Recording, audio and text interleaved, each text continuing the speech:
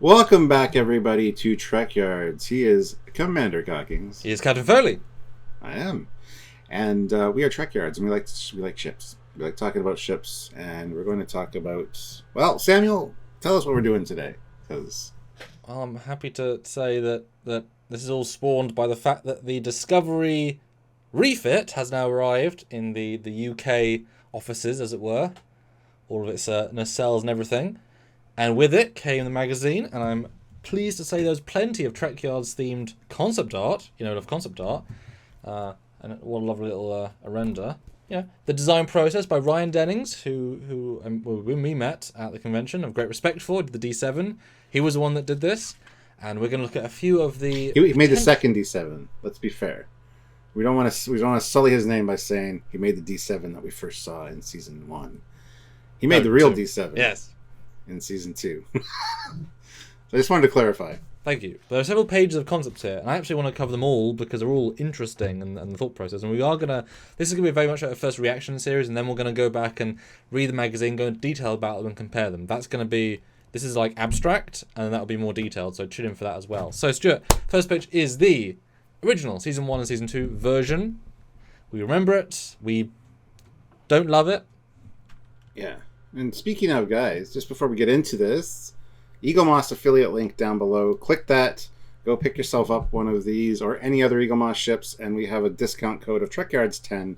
So click the link, use the code, and get yourself some EagleMoss goodness because they are pretty awesome. It's a nice model. I mean, it really is. I mean, the new hero ship, of course, is going to be, but it's good. So yeah, but we all know how the original looked, which we're not the biggest fans of. This is an alternate concept of how it might have turned out. So Stuart, what do you think of this first shot of Ryan Dennings' alternate refit? And it's almost not called the Discovery A at this point, but it will become Discovery A. What do you think of this as the alternate?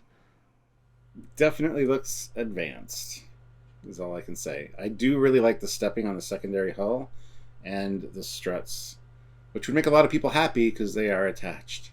Not much change with the saucer. Looks like they just basically copy and pasted that essentially, maybe added a few details, but it looks good. I like the stepping on it. So and we'll have obviously comparisons as well. This is more of a first reaction. So I think this has a lot more character than the original version. Instantly, I think it has more dimensionality. I think it looks just nicer. I'm not sure how I feel about that. I photoshopped these all out from the magazine, so I try to keep in what was there. There's kind of a white glow on the left that I don't know if it's meant to be coming out. So, but the right looks more normal. So, assuming they're more of a normal nacelle, I think it's a rather nice design. If this is what we had in Discovery Season 1, it would have also been silly, but look cooler. It kind of rebounces, and obviously this is before they had either the A moniker or retractable nacelles. So it still is more conventional, but I guess it's more about how do I just improve and sleek out the original concept, rather than change it drastically. You know, keeping the, like I said, almost identical, the same connecting points, which the current version loses, which I'm very happy about because it just looks nicer without those connection points, in my opinion. But I think it looks rather nice. I quite like the interwoven nature of the neck to the struts to the secondary hull, kind of flows in a really nice way. The neck going back to those struts that split out looks really nice. That's a nice touch. And it even makes me like the concept of the cutouts more, because it kind of feels like they added, rather than being cutouts, they added a second strut. It feels more logical. Like I see a sense there. But the next shot is it compared to the original. Now you can be direct. Why though? I would absolutely agree, but why is it much better? Well, the nacelles are a lot nicer looking and sleeker for sure. I guess they kind of, the original one had like lines on the secondary hull which weren't stepping necessarily, but they're facing the opposite direction. These are a nice carryover that kind of is reminiscent visually. And the bridge module looks a lot more reinforced and just better in the second one. Like I said, the new one has a lot more character. The old one just doesn't fit when it's set, how it's set. The design's just off, because we know it was originally tasked to be in an episode, meant to remove its saucer and look like a Klingon D7. It was designed with that in mind, so there's so many holdovers from things that were lost in translation, whereas this new one's actually, redesigned to kind of fit better. But then with the next shot, we've got a comparison with what finally became the Discovery A. I will say, the actual one used does instantly feel sleeker in that I know it's finished, which does help, but it has the simplicity sheen of TOS that I really quite like. You don't need all that extra guff on top. Simplifying it also helps. Look at our phones. It's the sleekest thing, and all it is a simple rectangle with a bump. So that it has a certain sleekness. What do you think now, comparing what we got in this concept? I prefer the concept, honestly. It looks more futuristic, more advanced, more of a change. There's too much similar vibe with the one we actually got. Sure, they took out the walkways, the 4 connecting walkways between the saucer rings, which we know are walkways because we zoom in on one of them in season 1. But other than that, the bridge module looks pretty much the same. I like the changes on the concept idea, and visually it just seems different.